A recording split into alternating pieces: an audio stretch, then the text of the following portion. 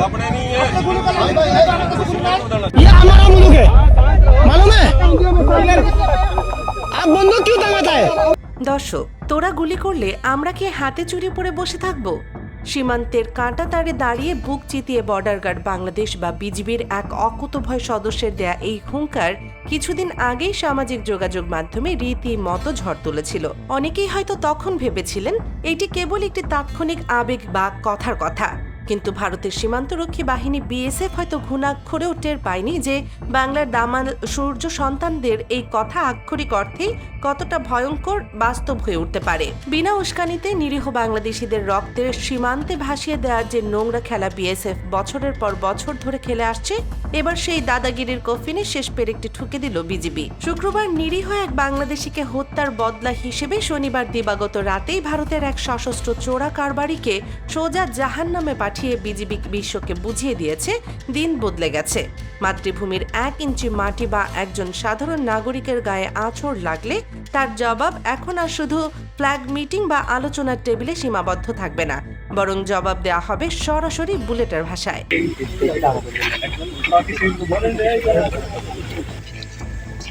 দর্শক, গত কয়েকদিন ধরে বাংলাদেশ ভারত সীমান্তে যে চরম উত্তেজনাকর রুদ্ধশ্বাস এবং এক প্রকার মনস্তাত্ত্বিক যুদ্ধ বা সাইকোলজিক্যাল ওয়ারফেয়ার বিরাজ করছে, তা উপমহাদেশের ভূ রাজনীতিতে এক সম্পূর্ণ নতুন মোড় তৈরি করেছে। বিশেষ করে 2026 সালের ফেব্রুয়ারি মাসে বিপুল জনসমর্থন নিয়ে তারেক রহমানের নেতৃত্বে নির্বাচিত নতুন সরকার দায়িত্ব নেওয়ার পর দেশবাসী একটি স্বস্তিদায়ক ও নিরাপদ বাংলাদেশের যে স্বপ্ন দেখছিল, তার প্রতিফলন ঘটতে শুরু হয়েছে। দেশের সার্বভৌমত্ব রক্ষায় এখন এক জিরো টলারেন্স নীতি গ্রহণ করা হয়েছে। আর সরকারের এই কঠোর নীতির সবচেয়ে বড় এবং দৃশ্যমান প্রমাণ মিলল মৌলভীবাজারের বড়লেখা উপজেলার লাতু সীমান্তে। বিয়ানীবাজার ব্যাটালিয়নের দেয়া তথ্য মতে শনিবার রাত আনুমানিক 10:25। চারদিকে পিন পতন নীরবতা, ঘুটঘুটে অন্ধকার চিরে লাতু সীমান্তে নিয়মিত টহল দিচ্ছিল বিজিবির এক চৌকস দল। ঠিক সেই মুহূর্তে অন্ধকারের সুযোগ নিয়ে অত্যন্ত সন্তর্পণে অবৈধভাবে বাংলাদেশে অনুপ্রবেশের চেষ্টা করে 2 ভারতীয় চোরা কারবারি। বিজিবি সদস্যরা তাদের দেখতে পেয়ে চ্যালেঞ্জ করলে ওই 2 ভারতীয় চরম ধৃষ্টতা দেখিয়ে ধারালো অস্ত্র নিয়ে উল্টো বিজিবি টহল দলের উপর প্রাণঘাতী হামলার চেষ্টা চালায়। আর ঠিক তখনই ঘটে সেই ঐতিহাসিক প্রতিরোধ। बंदूक क्यों दंगाता है हाँ? हम आपको कुछ बोला है নিজেদের জান মাল এবং দেশের পবিত্র সীমানা রক্ষায় এক মুহূর্ত দেরি না করে গর্জে ওঠে বিজিবির রাইফেল। রাতের নিস্তব্ধতা ভেঙে 2 রাউন্ড গুলির শব্দে কেঁপে ওঠে পুরো সীমান্ত। ঘটনাস্থলেই এক ভারতীয় চোরা কারবারি লুটিয়ে পড়ে এবং পরবর্তীতে হাসপাতালে নেয়ার পথে তার মৃত্যু হয়। অপরজন আহত অবস্থায় কোনো মতে ভারতের ভিতরে পালিয়ে প্রাণে রক্ষা পায়। বিজিবির পক্ষ থেকে জানানো হয়েছে, সীমান্ত এলাকায় যে কোনো অনুপ্রবেশ এবং চোরাচালান ঠেকাতে তারা এখন থেকে সর্বদা এই কঠোর অবস্থানেই থাকবে। দর্শক, বিজিবির এই সাহসী এবং কঠোর অ্যাকশনকে দেশের সাধারণ মানুষ গুলির বদলা গুলি হিসেবেই দেখছে। কারণ এই ঘটনার ঠিক 24 ঘন্টা আগেই গত শুক্রবার সন্ধ্যায় মৌলভীবাজারের কুলাউড়া উপজেলার দত্তগ্রাম সীমান্তে এক চরম নির্মমতা এবং বিশ্বাসঘাতকতা দেখিয়েছিল বিএসএফ। লাঠিটিলা ক্যাম্পের বিএসএফ সদস্যরা সীমান্তে বিনা কারণে উত্তেজনা তৈরি করে। পরিস্থিতি শান্ত করতে বিজিবি ও বিএসএফ এর মধ্যে তাৎক্ষণিক যোগাযোগ ও আলোচনাও হয়, কিন্তু সেই দ্বিপক্ষীয় আলোচনার রেশ কাটতে না কাটতেই আন্তর্জাতিক আইনকে সম্পূর্ণ বৃদ্ধাঙ্গুলি দেখিয়ে মুজিব আলী নামের এক নিরীহ বাংলাদেশি যুবককে লক্ষ্য করে নির্বিচারে গুলি চালিয়ে হত্যা করে বিএসএফ। আলোচনার টেবিল থেকে উঠেই পিঠে ছুরি মারার এই কাপুরুষোচিত ঘটনার পরই মূলত বিজিবির ধৈর্যের বাঁধ চিরতরে ভেঙে যায়। বিজিবির এই কঠোর প্রত্যাঘাত ভারতের ইগো বা অহংকারকে এক বিশাল বড় আঘাত এনেছে। আর এর জের ধরে পশ্চিমবঙ্গের বেশ কয়েকজন নেতা এখন বাংলাদেশকে নিয়ে ফাঁকা আওয়াজ দিচ্ছেন। কেউ কেউ তো আবার গায়ের জোরে যুদ্ধেরও কাল্পনিক ডাক দিচ্ছেন। কিন্তু দর্শক, বাংলাদেশ এখন আর সেই পুরনো নিরীহ জায়গায় দাঁড়িয়ে নেই। বিহারি পল্লীর রাস্তার কুকুরের ডাক যেমন কেউ পাত্তা দেয় না, ঠিক তেমনি পশ্চিমবঙ্গের 2য় শ্রেণীর নাগরিকের এই ফাঁকা হুমকিতে বাংলার মানুষের কিছুই যায় আসে না। বিজিবির পক্ষ থেকে আকার ইঙ্গিতে স্পষ্ট বুঝিয়ে দেওয়া হয়েছে, দেশের সার্বভৌমত্ব রক্ষায় এমন লাখ লাখ গুলি তাদের চেম্বারে সব সময় প্রস্তুত রয়েছে। এদিকে গুলির লড়াইয়ের পাশাপাশি সীমান্তে ভারতের আরেক ভয়ঙ্কর এবং নগ্ন ষড়যন্ত্র হল পুশিন বা জোরপূর্বক মানুষ ঠেলে দেয়া। সম্প্রতি দিল্লিতে অনুষ্ঠিত হয়ে গেল অত্যন্ত তাৎপর্যপূর্ণ 57তম বিজিবি বিএসএফ মহাপরিচালক পর্যায়ের বৈঠক। কিন্তু আশ্চর্যের বিষয় হলো এই বৈঠকের পর দেয়া যৌথ বিবৃতিতে ভারতের চাপে পুশিন শব্দটি পুরোপুরি এড়িয়ে যাওয়া হয়েছে। এই সুযোগটি কাজে লাগিয়েই গায়ের জোরে ভারত তাদের পুশিন অপচেষ্টা অব্যাহত রেখেছে।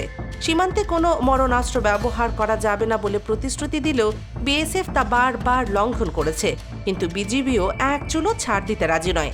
চাঁপাইনবাবগঞ্জের গোমাস্তাপুর উপজেলার রোকনপুর সীমান্ত দিয়ে 15 জনকে বাংলাদেশে পুশিন করার চেষ্টা করেছিল বিএসএফ, কিন্তু বিজিবির বজ্র কঠিন অবস্থানের মুখে রাত 2:40 চরম অপমান নিয়ে ওই 15 জনকে পুনরায় ভারতের ভেতরে ফিরিয়ে নিতে বাধ্য হয় তারা।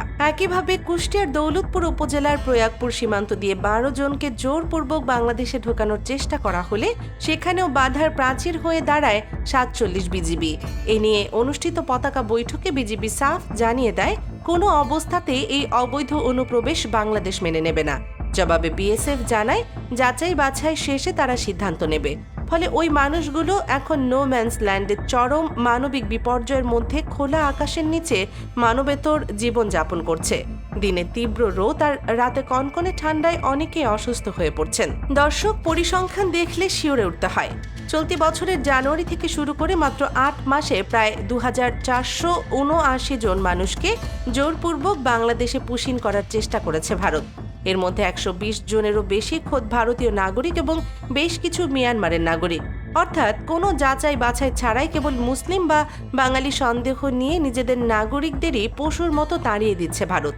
এই চরম মানবাধিকার লঙ্ঘনের বিষয়ে ঢাকা বিশ্ববিদ্যালয়ের আন্তর্জাতিক সম্পর্ক বিভাগের সাবেক অধ্যাপক ডক্টর ইমতিয়াজ আহমেদ অত্যন্ত কড়া প্রতিক্রিয়া জানিয়েছেন। তিনি প্রশ্ন তুলেছেন, পুশিন এবং সীমান্তে এই মানুষ মারার ঘটনায় বাংলাদেশ ও ভারতের মানবাধিকার কর্মীরা এখন কোথায়? তারা কি পশ্চিমা রাষ্ট্রগুলোর নির্দেশনার অপেক্ষায় পুতুল হয়ে বসে আছে? তিনি অত্যন্ত যৌক্তিকভাবে উল্লেখ করেন যে পশ্চিমবঙ্গের নির্বাচনের পর তাদের নিজস্ব ভূ রাজনৈতিক সমস্যাগুলো তারা গায়ের জোরে বাংলাদেশের উপর চাপিয়ে দেওয়ার চেষ্টা করছে।